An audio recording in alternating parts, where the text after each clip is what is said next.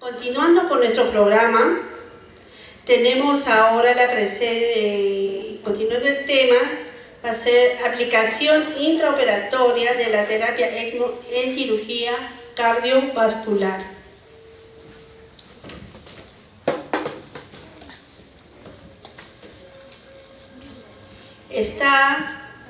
Estamos contando con la presencia del doctor Carlos Quispe Vizcarra, especialista en cirugía cardiovascular, médico titular del equipo de cirugía cardiovascular y de ECMO del Hospital Nacional de Edgardo Reballetti Martins y miembro honorario de la Sociedad de Cirugía Cardiovascular del Perú, y ya todos nosotros la conocemos.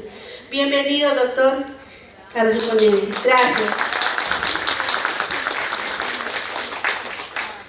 Muy buenas tardes, gracias a la organización.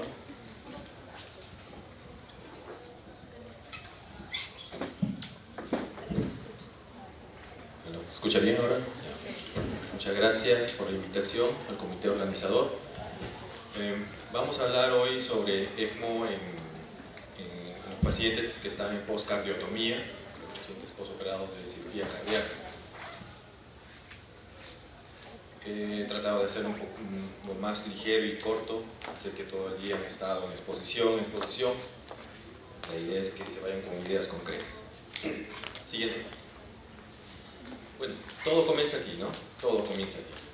Uno está en sala de operaciones, está haciendo su cirugía de revascularización, de válvula aórtica, ¿no? Escuchando su música. Y pretendemos salir, llamamos al anestesiólogo para pretender salir de circulación extracorpórea. Y ahí comienzan los problemas. Hay casos en que el paciente no puede destetarse de circulación extracorpórea, y si se destetó hay problemas, no podemos mantenerlo con buenas presiones. Y luego, si es que todo va bien, pasa a la UCI y en la UCI comienza a descompensarse.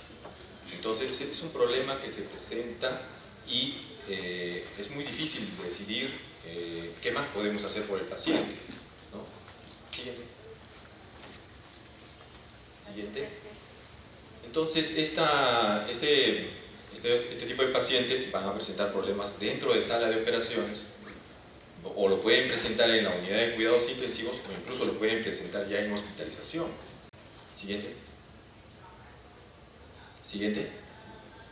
Entonces, para conocer bien de lo que estamos hablando, tenemos que conocer estos tres conceptos. ¿Qué es un síndrome de bajo gasto cardíaco? ¿Qué es un shock cardiogénico postcardiotomía? ¿Y qué es un shock cardiogénico refractario postcardiotomía? Siguiente. Entonces, pero también uno se pregunta en sala, ¿no? Cuando pasa esto y el paciente no sale de bomba o está en la UCI y nos preocupamos, ¿he suturado bien? ¿Me he cerrado una coronaria? ¿Qué ha pasado? Entonces, siempre nos preguntamos, ¿qué hay factores predictores para saber si mi paciente va a salir así? Entonces, esto por orden de prioridad o de importancia. Ven que la fracción de eyección menos de 30 te puede predecir si el paciente va a salir en ese estado. Si el paciente es una reintervención, también hay esa probabilidad, ¿no? El paciente se ha sido operado anteriormente de válvula aórtica y ahora está de válvula mitral, entonces ese corazón está muy modificado, muy alterado, muy distendido, entonces puede terminar en uno de estos cuadros. Si es una operación de urgencia, el paciente está en shock trauma y requiere una cirugía urgente o está en cardiología, el paciente ya está descompensado, ¿no? Su capacidad de respuesta ya es menor, y lo vamos a entrar a una cirugía tan grande como es de corazón, no va a responder bien ese ventrículo. El sexo femenino lo relacionan como un predictor. Mencionan de que por tener coronarias más delgadas se puede trombosar y de esa manera dañarse la contractibilidad cardíaca. Pacientes con diabetes y más de 70 años, bueno, es lógico, ¿no? Ellos tienen más riesgo de hacer aterosclerosis y también comprometerse la contractibilidad cardíaca. Enfermedad de tronco, infarto de miocardio reciente o enfermedad de tres vasos. Entonces, estos son predictores, ¿no? Puede decir, ¿sabe que el paciente sí puede salir con este problema, ¿no? Siguiente. Pero también cuando salimos de la cirugía, también hay predictores que nos pueden decir, ¿sabe qué? Tu paciente está yendo por este problema, ¿no? Es la presencia del lactato. Entonces tenemos que saber que si está elevado más de 3, entonces ya tenemos que preocuparnos, acá siempre nos preocupamos.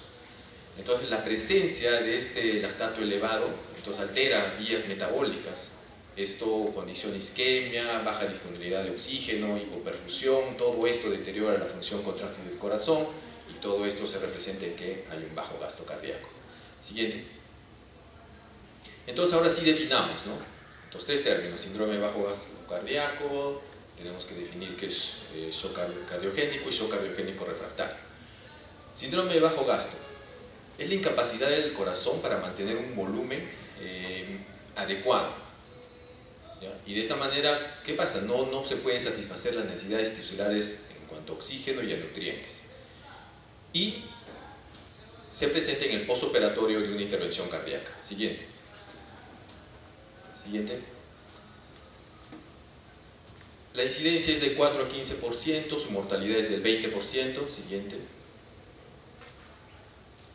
Entonces, para comprenderlo, tanto en la insuficiencia cardíaca aguda, que manejan los cardiólogos muy bien, como el síndrome de bajo gasto cardíaco, en los dos hay disfunción miocárdica.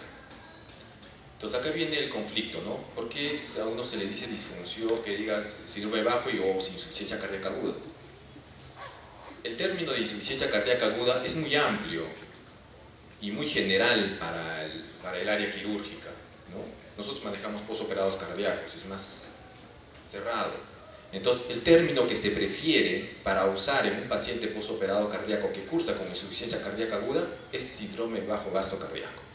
Es lo mismo, simplemente es término. Entonces, podríamos decir que el síndrome de bajo gasto cardíaco podría ser considerado como una insuficiencia cardíaca aguda con diferentes etiologías, fisiopatología y evolución. Siguiente. Estos son los datos que nos orientan que nuestro paciente está en un síndrome de bajo gasto. Ya ustedes conocen estos datos. Hay datos clínicos y paraclínicos de hipoperfusión sistémica, índice cardíaco menos de 2.2, cuña más de 15, sin hipovolemia relativa asociada. Esto puede deberse a fracaso ventricular izquierdo o derecho o asociado a una congestión pulmonar y puede cursar con tensión arterial normal o baja. Siguiente. Ahí está el cuadro compatible, ¿no? Oliguria, la saturación venosa central menos de 60, el lactato ya está elevándose y sin hipovolemia relativa. También debemos incluir en este grupo, ¿no? Cuando los pacientes llegan a la UCI, ¿no? Con inotropos, con balón, ¿no? Y en los que ya mantenemos con eso un estado hemodinámico adecuado, ¿no? Pero ya están con estos dispositivos y con inotropos, ¿no? Entonces el paciente está en un síndrome de bajo gasto cardíaco. ¿Ya? Siguiente. Entonces, pero ¿qué pasa? ¿No? Generalmente este es transitorio y el paciente mejora entre más o menos 48 y 72 horas.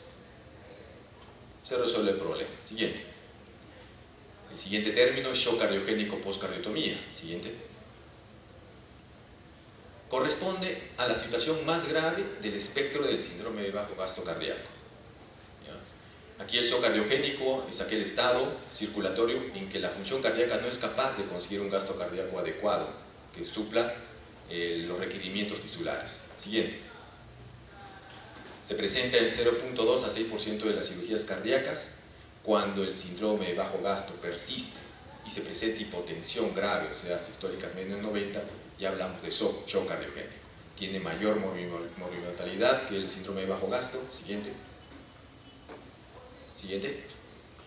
Y estos son los parámetros hemodinámicos, ¿no? Índice cardíaco menos de 2, presión arterial sistólica menos de 90, sin hipovolemia relativa, oliguria. Siguiente. Estos son definiciones, esto también ya lo conocen ustedes, ¿no? Siguiente. Y el otro término es shock cardiogénico refractario. Siguiente. Ocurre en 0.5 a 1.5% de los pacientes, ¿no? Y en resumen podría decirse que es el shock cardiogénico, ¿no? Que está con soporte circulatorio farmacológico máximo, al menos 2 fármacos vasoactivos y o con balón. Siguiente. Entonces, una vez hemos controlado los factores de temperatura, ritmo, alteraciones iónicas, reposición de volumen y persiste la disfunción uni o biventricular con imposibilidad de desconexión de SEC, esto pasa en sala de operaciones, ya estamos ante un shock postcardiotomía refractaria.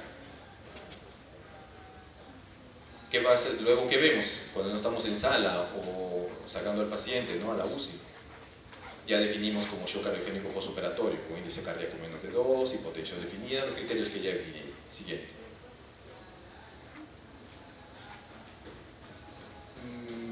La idea, ahí está la dosificación, ¿no?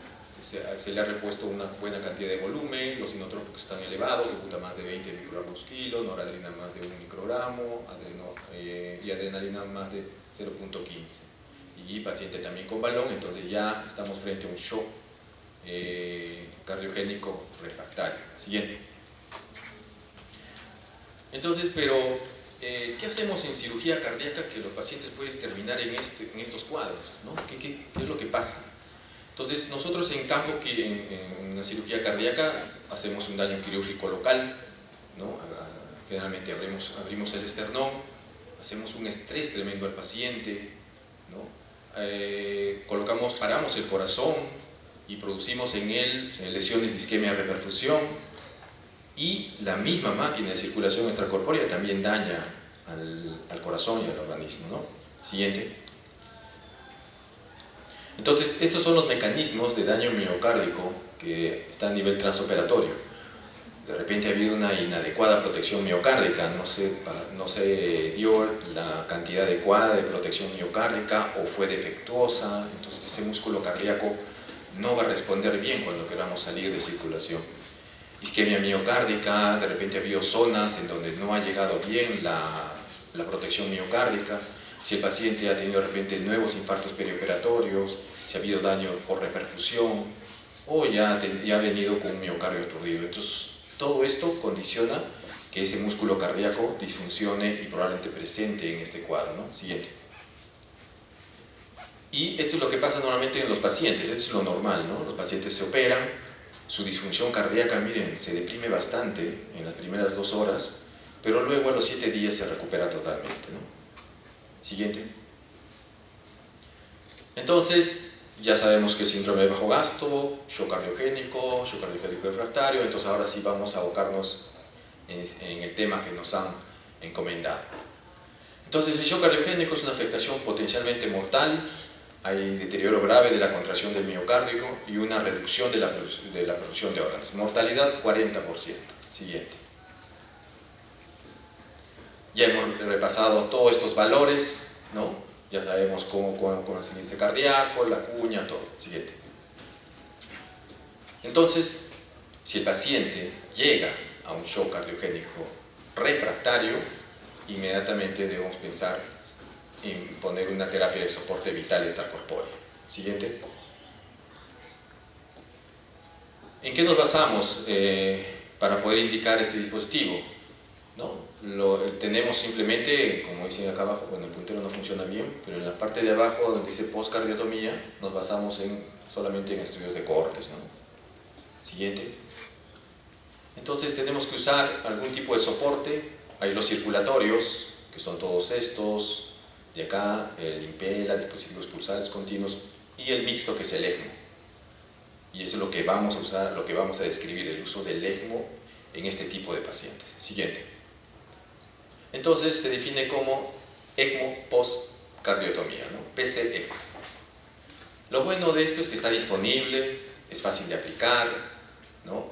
Va a respaldar de manera confiable las funciones cardíacas y pulmonares, y por eso lo ha convertido en una opción atractiva para el apoyo circulatorio en el entorno de una cirugía cardíaca, ¿no? Siguiente.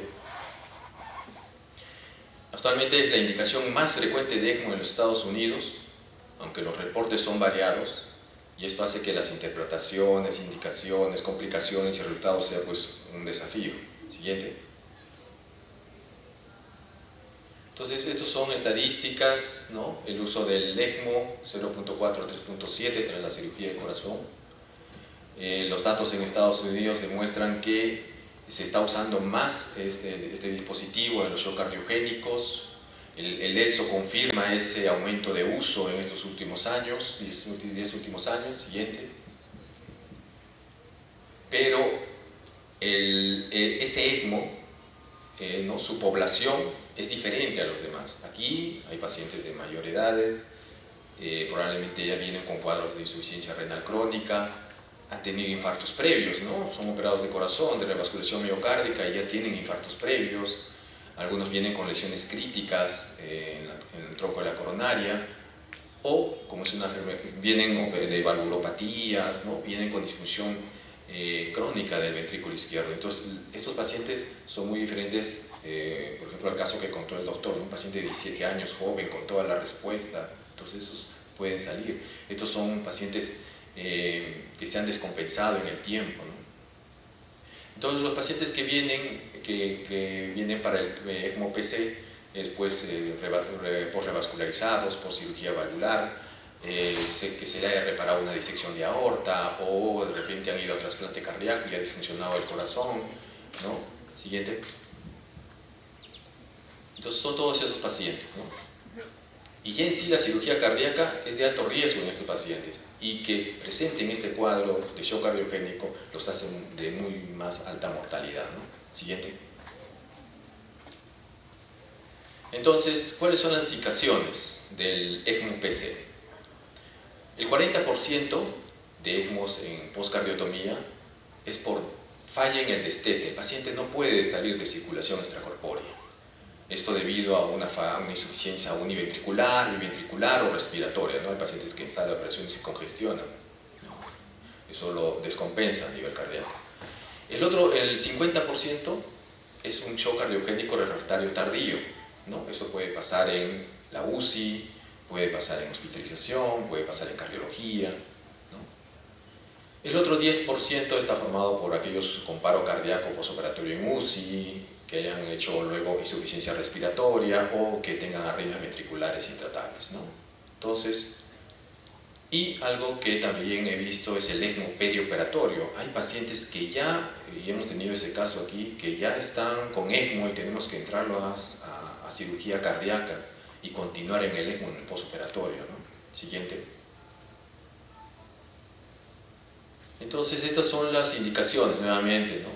Intraoperatorias, no sale de bomba por la falla, posoperatorias, isoparo, falla respiratoria o arritmias, ¿no? Siguiente. Nuevamente porcentajes, siguiente. Entonces, las situaciones son diferentes, ¿no? Para colocar este tipo de ECMO. Como le dije, puede ser en sala de operaciones, puede ser en la UCI, ¿no? En sala de operaciones no destetó, colocamos el ECMO. O si pudimos salir de bomba, entonces hay que esperar cómo van los vasopresores, cómo va la hemodinamia del paciente, ¿no? Le ponemos o no le ponemos balón, ¿no? Y después de todo eso y el paciente no va bien, entonces decidimos recién el ECMO. En la UCI también es lo mismo, ¿no? Vemos cómo va con drogas, ponemos balón, no está yendo bien o se mantiene en el límite, entonces hay dudas para coloco o no coloco ECMO. Activar el ECMO es una decisión bien grande, compromete muchas especialidades, personal, entonces hay dudas de repente, más dudas fuera de quirófano, ¿no? En quirófano tenemos todo disponible, ármate el ECMO y si lo tenemos se instala, ¿no? Siguiente.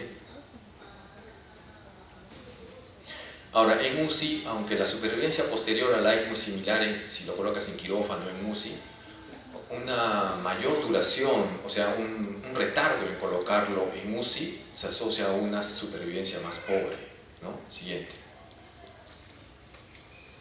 Entonces, la canulación va a estar influenciada, lógicamente, por en qué lugar se ha presentado el problema, en sala, en la UCI, en UCICOR, ¿no? Y también qué tipo de soporte tenemos, ¿no? Aquí solo tenemos el ECMO, y si tenemos los insumos, las tubuladuras, los circuitos, entonces va a depender de todo eso. Podemos tener un paciente que lo requiere, pero si no tenemos la máquina, se va a ir descompensando y va a llegar a lo inevitable. Entonces, la mayoría de ECMOs PC se inician entre las 24 y 48 horas luego de la cirugía cardíaca, ¿no? Siguiente. Entonces, nuevamente, puede estar en sala de urgencias, en sala de cirugía, siguiente. En sala de hemodinamia también, o en UCI, entonces decidir ahí y activar el ECMO, y de eso va a variar el tipo de canulación, ¿no? Siguiente. Si estamos en sala de operaciones, el paciente pues tiene una esternotomía completa, tenemos a disponibilidad la aorta, aurícula, cavas. Entonces es más fácil mantener las canulaciones que nos sirvió para la cirugía y simplemente exteriorizarlos y conectarlo al dispositivo ECMO, ¿no? Siguiente. O usamos esas mismas cánulas, pero la salida ya lo hacemos por encima de por vía yugular, ¿no? Siguiente. Otra opción es cierro la herida, hago una mini toracotomía derecha, por ahí puedo yo acceder luego a retiro de esas cánulas, porque en algún momento este paciente va a reingresar a la sala de operaciones para retiro, esas cánulas están a nivel central. Entonces, con esto ya me evito abrir nuevamente el esternón, ¿no? Por esta toracotomía puedo retirar todas esas cánulas. Siguiente. Entonces, pero ¿tiene ventajas la canulación central, ¿no? Tener a un paciente así, con todas las cánulas del ECMO que salen del pecho. Sí, porque las cánulas son de mayor calibre, entonces va a tener un buen drenaje y va a tener una buena luz para darle al paciente, ¿no? Un buen flujo. Luego que la sangre oxigenada va a ir de frente a la aorta ascendente, ¿no? Y ahí va a haber menos preocupación por el flujo retrógrado y la hipoxemia en el cuerpo. Siguiente. ¿Pero tiene desventajas? Sí. Requiere operación para iniciar e interrumpir el ECMO. Hay definitivamente mucho más riesgo de sangrado. Imagínate en la aorta ascendente una cánula, hay más riesgo de que filtre, ¿no? Hay más riesgo de mediastinitis. Al paciente no se le puede extubar, ¿no? Y no se puede movilizar mucho porque está con todas las cánulas en el pecho, ¿no? Siguiente. Entonces, y es lo que pasa en todos los centros o en todos los trabajos indican eso, a pesar de tener la esternotomía y poder hacer una canulación central, la mayoría siempre opta por la canulación periférica. La canulación periférica puede ser a nivel de la arteria y vena femoral, podemos usar también la arteria axilar, siguiente, ¿no? Y son los abordajes, ¿no? Puede ser quirúrgica totalmente, hacemos la incisión y colocamos por ahí las cánulas, pueden ser percutáneas, por ejemplo, eso se puede usar en la unidad de cuidados intensivos, con guía ecográfica, hacemos la canulación percutánea sin incisiones y sale el caso, ¿no? En cambio, si estamos en sala de operaciones, podemos hacer una incisión y canularlo. O la pseudopercutánea, que es esta de acá, hacemos la incisión y por una zona distal introducimos las cánulas, pero por la incisión la hemos dirigido en la arteria y la vena, ¿no? En la pseudopercutánea, que es la que también se usa bastante. Siguiente. Otros estilan ponerle un injerto, ¿no? Porque ustedes ya saben que si yo pongo una cánula, el flujo a nivel distal va a estar disminuido, entonces con el injerto yo ya evito eso, el flujo va a ir hacia arriba y hacia abajo. Siguiente. Igual puedo hacerlo a nivel axilar. Siguiente. Puedo colocar la cánula y también colocar un injerto. Siguiente. ¿Pero tiene desventajas una canalización periférica? Sí, se pueden formar trombos en la raíz, se puede distender el ventrículo izquierdo, y es lo que vamos a hablar ahora. Puede haber isquemia de extremidades, ¿no? Canulamos a nivel de la arteria femoral y puede haber trombosis o isquemia de este miembro inferior, ¿no? Pacientes que tienen enfermedad arterial periférica no es factible y hay hipoxemia, ¿no? En la parte superior del cuerpo. El flujo que viene por la arteria femoral es ascendente y el corazón también expulsa otro flujo y a nivel del callado pelean esos dos flujos y puede haber un cuadro de hipoxemia, ¿no? Siguiente. Entonces esto es lo que pasa, ¿no? Para comprender un poco lo que ocurre en el ventrículo izquierdo cuando no hacemos una buena decisión en canulación. Entonces, la sangre es retirada, ¿no? Hacia el sistema ECMO, luego, pero parte de esa sangre sigue el recorrido normal, pasa a los pulmones y llega luego al ventrículo izquierdo para ser expulsada. Pero nosotros estamos mandando por la arteria femoral en forma retrógrada el flujo a nivel sistémico y pelea, ¿no? Con el flujo que quiere salir del corazón. Chocan los dos, ¿no? Entonces, ¿qué estamos aquí ocasionando? Que ese ventrículo izquierdo que está aturdido, que tiene fracción baja y está chocado el paciente, le estamos dando más trabajo, ¿no? Le estamos dando más trabajo porque trata de expulsar lo poco de sangre que tiene y pelea contra un flujo grande que viene de la arteria femoral. Entonces, descompensamos más ese corazón. Entonces, y distendemos ese ventrículo izquierdo. Entonces, ¿qué tenemos que hacer en estos casos? ¿No? Cuando vemos que ese ventrículo izquierdo está muy deteriorado, tenemos que poner un drenaje de ese ventrículo izquierdo. Siguiente. Entonces, ese drenaje, siguiente, ese drenaje puede ser a través de las venas pulmonares, ponemos una cánula y esa cánula lo llevamos hacia el ventrículo izquierdo y aspiramos todo. Otra puede ser colocando un sistema de aspiración a nivel del ápice o aspirar por la arteria pulmonar, ¿no? La idea es que no llegue mucha sangre al ventrículo izquierdo y no lo distienda. Siguiente. Entonces, cuando usamos un sistema de descompresión del ventrículo izquierdo, cuando hay pobre función sistólica, hay disminución de la pulsitabilidad, que no puede reducirse inotropos, hay distensión del ventrículo izquierdo, ¿no? Siguiente. Hay criterios, que probablemente ahora lo hable el doctor Vidal, ¿no? Me sigue en esta exposición, ¿no? Criterios ecocardiográficos, de Swan-Gas, de radiografía, que nos va a decir cómo está ese grado de distensión del ventrículo izquierdo y poder indicar algún tipo de sistema de drenaje de este ventrículo. Siguiente. Pero tenemos todos estos, ¿no?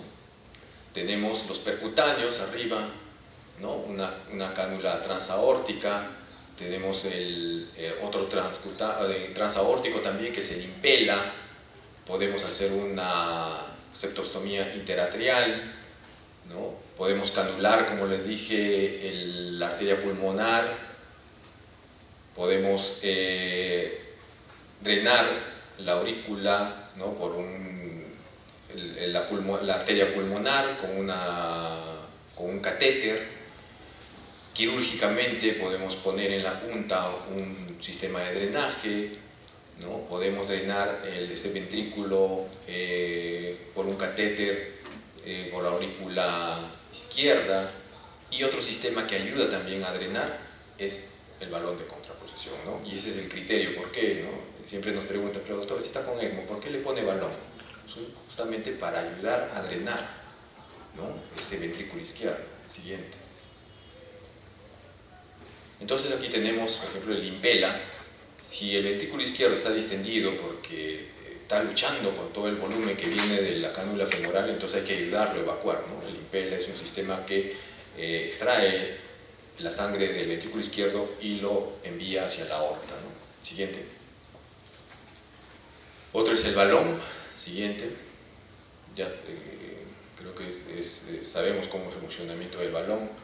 Entonces, cada tipo de técnica invasiva, ¿no? Tiene un mecanismo de acción, una ventaja, también tiene sus inconvenientes, ¿no? Siguiente. Entonces, se ha visto la eficacia de cada uno de estos tipos de sistema de aspiración del ventrículo izquierdo, ¿no? Y definitivamente el impela es el mejor, o sea, la aspiración transaórtica, ¿no? Y también podemos tener, como le digo, aspiración directa a través de las venas pulmonares con un catéter que llega al ventrículo izquierdo, o poner un catéter en la punta del corazón para aspirar directamente el ventrículo izquierdo, ¿no? Esos son los que podemos usar. Siguiente. Entonces ahora, si hemos visto que estos pacientes son algo especial porque están saliendo de una cirugía cardíaca, también el manejo de cuando ya está instalado el sistema también es algo especial, ¿no? ¿Por qué? Porque este paciente trae mucho más comorbilidades que cualquier otro paciente que tiene ECMO. Siguiente. Entonces, ¿qué flujo hay que darle? Aún no está claro. Es muy variable. Aquí el personal que maneja el ECMO tiene que en algunos momentos subir el flujo, bajar el flujo, reponer volumen. Entonces, no es como en otros casos, ya sabes que dale 60 por kilo, ¿no? Es el clásico. No, acá es muy variable. No hay todavía un consenso de cuánto es flujo. Otro problema que tenemos en los pacientes que tienen ECMO y son posoperados cardíacos, pues es el sangrado. Si estás en sala de operaciones, haces una cirugía grande, ¿no? ponte una cirugía de raíz y no pones plaquetas o crioprecipitados o Optaplex, porque corres el riesgo de que la membrana del ECMO se trombose. Entonces hay que ver riesgo-beneficio, ¿no? ¿Quieres tu paciente que se desangre o que se muera por shock, ¿no? Entonces ahí los pasos que damos es poco a poco, definiendo qué es lo que queremos para el paciente, qué es lo mejor para el paciente, ¿no? Igual el uso de medicamentos vasoactivos también es bien controvertido. Siguiente.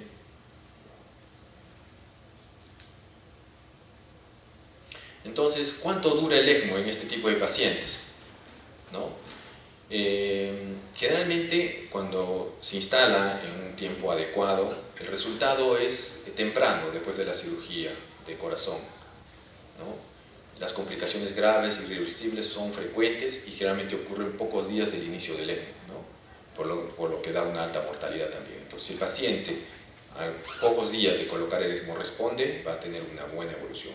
Pero si tras los días se va complicando y complicando, su riesgo de mortalidad es muy alta. Siguiente. Entonces hay muchos informes, ¿no? Varía mucho de informe a informe, pero generalmente el promedio es 15 días para este tipo de ECMO postcardiotomía, ¿no? Pero se recomienda tiempos cortos, ¿no? Siempre se dice, ¿sabes? Si es un ECMO postcardiotomía, si al tercer día no recupera, no va a recuperar nunca, ¿no? Y eso es lo que manejamos también en el hospital.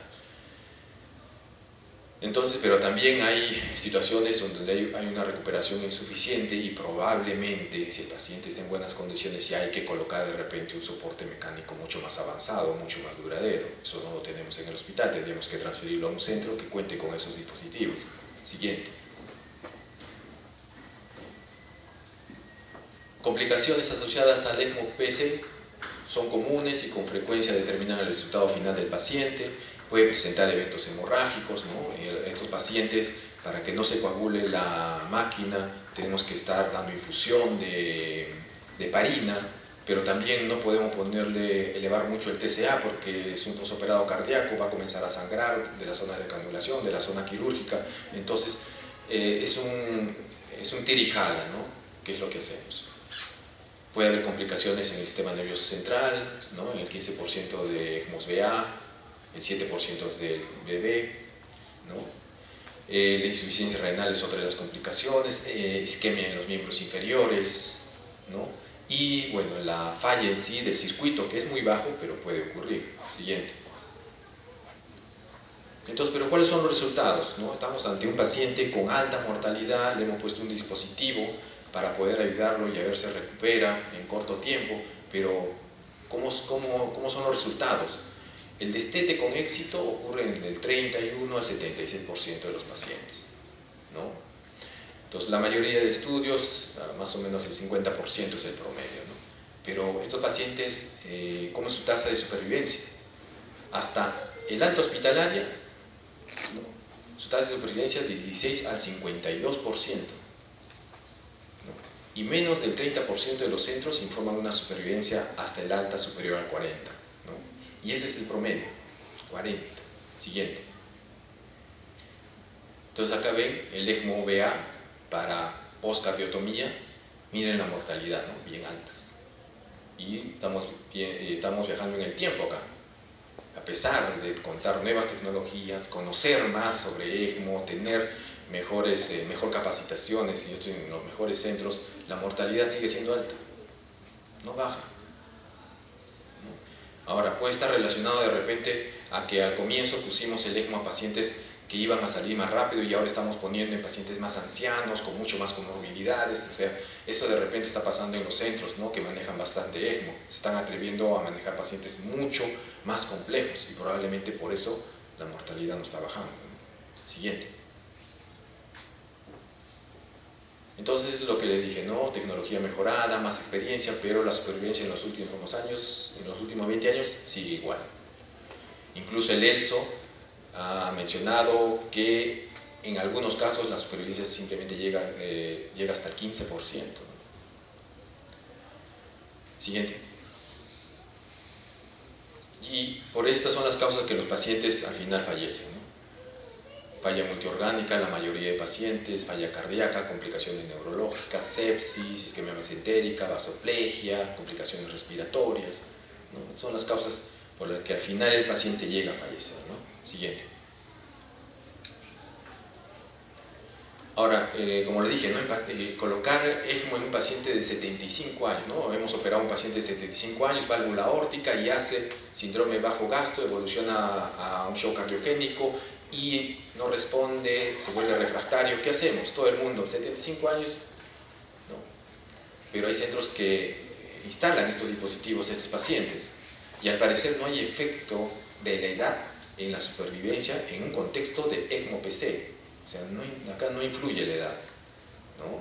Los pacientes de avanzada edad pueden beneficiarse de ECMO aunque requieran más tiempo para recuperarse, ¿no? Acá, 75 años, ¿no? Se cierra todo y simplemente a ver qué pasa, ¿no? Siguiente. También el ECMO, como les dije, puede ser puente a otro tipo de terapia, ¿no? A un tipo de terapia de asistencia ventricular o a trasplante, que puede mejorar la supervivencia de este paciente, ¿no?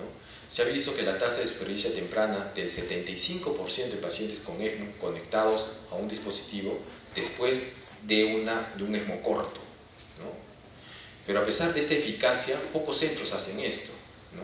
Se quedan simplemente en el ECMO-PC y no derivan al paciente a un dispositivo de larga duración o a trasplante. Siguiente.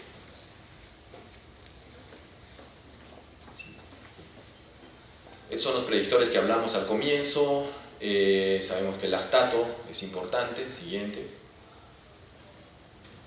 Hay scores para el ECMO postcardiotomía.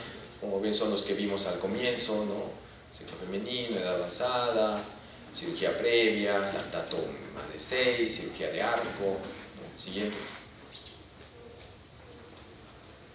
¿Y cuáles son los resultados a largo plazo?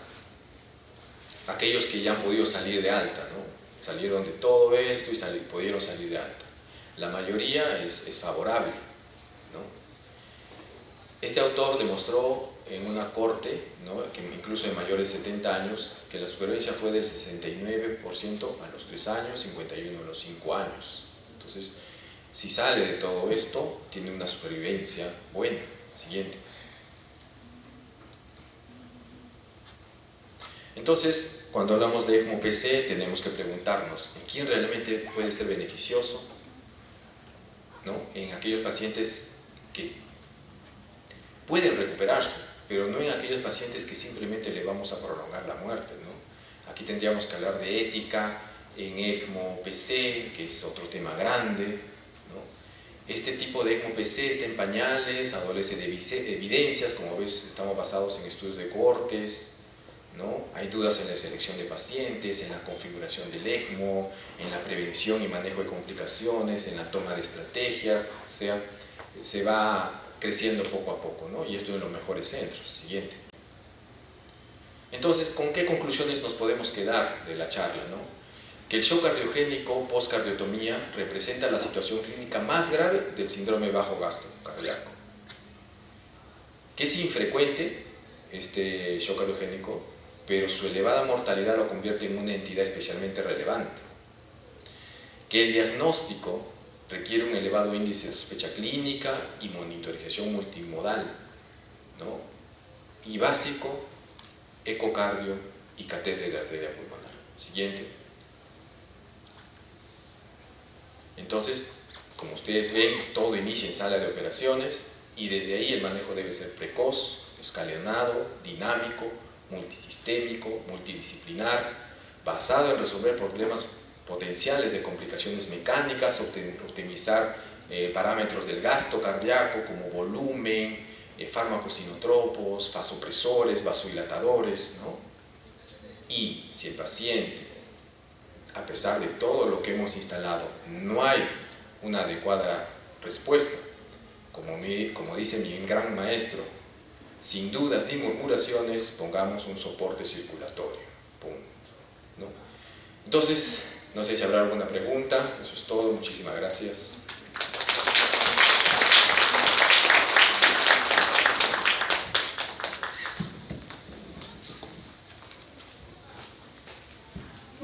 Gracias, doctor Quispe, por tan brillante exposición. Más bien el público, ¿alguna pregunta? A ver, acá el doctor. Bueno, ahorita me acerco. Buenas tardes. Primero, gracias por la explicación. Dos preguntas. Uno, ¿es posible predecir a los pacientes cardiópatas que va a ser sometido a cirugía cardíaca, anticipar el ECMO? Quiero decir, ya no esperar a que no salga de circulación extracorpórea, sino prácticamente entrar ya con un soporte de ECMO, porque muchas veces el paciente viene intubado, con lactato alto, en mal estado, para evitar prácticamente el deterioro. Eso uno. Y el otro es, ¿el ECMO reemplaza de alguna manera del balón de contrapulsación o en qué casos? Ya. Gracias. La primera era de... Estaba pensando en la segunda. Mire, el balón tiene una función al inicio, ¿no? Hemos visto las etapas de los pacientes: síndrome de bajo gasto, luego de ahí shock cardiogénico y refractario. Si el paciente está con drogas a moderadas dosis, podemos balón para ayudar. Si no sale de eso, ya está pasando a un shock cardiogénico, ¿no? Y si a pesar de los vasopresores que puedas colocarle no responde, no hay que dudarlo, hay que poner el ECMO. Pero ¿qué pasa en el hospital? No lo contamos a veces, ¿no? No contamos con ese dispositivo. Entonces tenemos que ser más drásticos en poder decidir eso, ¿no?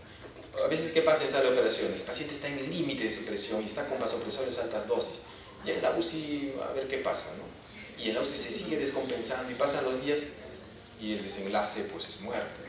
¿Pero por qué no le pusimos ECMO desde el comienzo? No, porque era un señor pues de 78 años, ¿no? ¿Para qué vamos a ponerle? Entonces, ante la poca evidencia que tenemos, hay que hacerlo, ¿no? Pero tenemos que actuar en forma muy temprana, ¿no? Si bien agresivos en la decisión.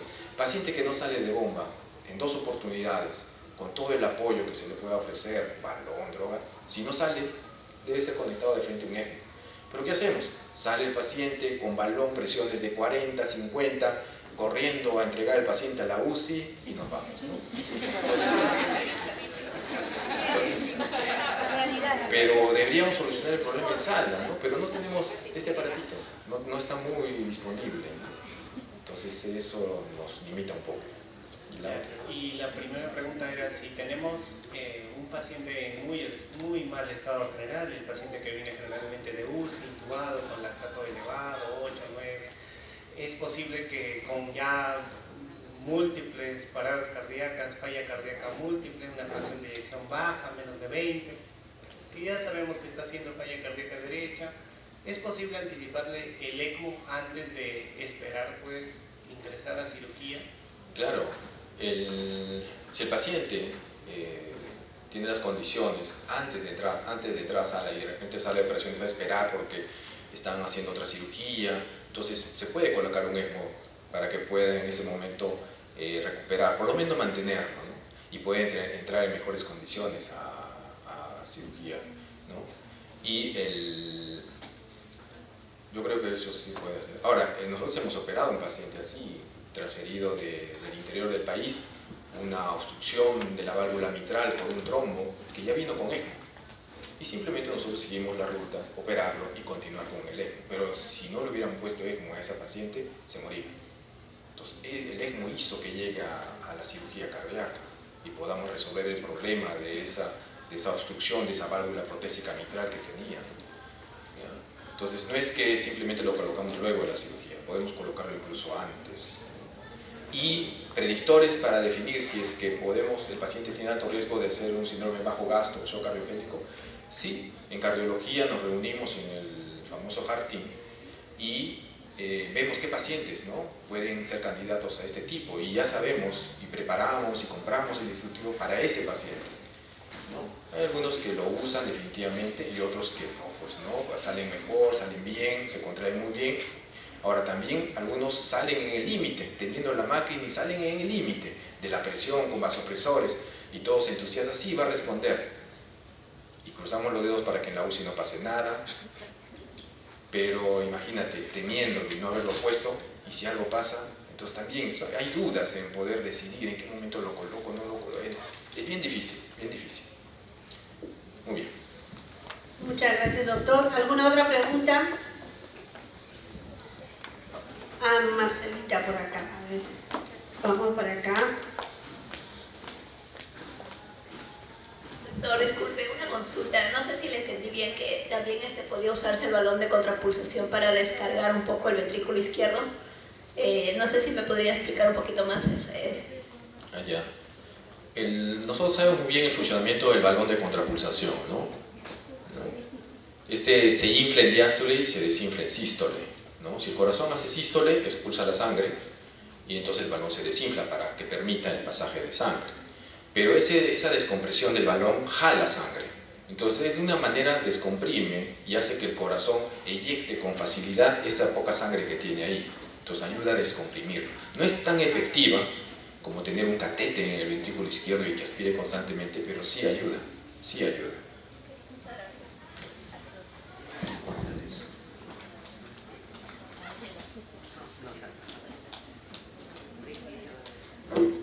Muchísimas gracias, doctor.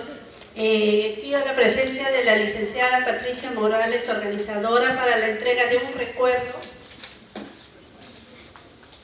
y su certificado correspondiente de este curso, doctor.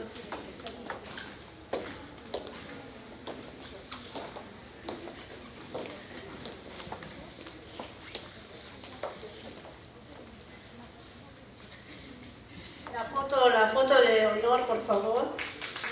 Y un aplauso, por favor.